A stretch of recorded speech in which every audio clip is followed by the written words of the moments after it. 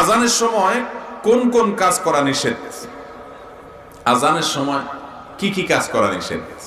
আমরা অনেকে অনেক কাজের কথা বলি, যেমন অনেকে বলি যে আজানের সময় সালাম দেওয়া নিষেধ, আজানের সময় কথা বলা নিষেধ, আজানের সময় অনেকে বলে খাওয়া নিষেধ, অনেকে বলে আজানের সময় মহিলাদের মাথা খালি রাখা নিষেধ, বাড়িতে আছে মাহরামের সামনে আছে তারপর আজান শুরু হলে মাথায় কাপড় দিতে হবে।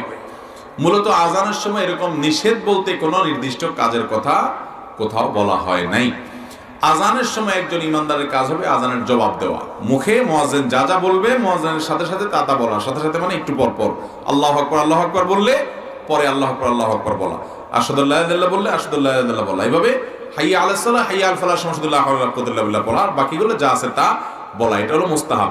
যদি আজানের সময় কথা বলতে গেলে জবাব দিতে অসুবিধা হয় তাহলে কথা না বলে জবাব দেওয়াটা উত্তম, বাস এটুকু। এছাড়া আজানের সময় যে আপনার এটা করা যাবে না ওইটা করা যাবে না এমন কোনো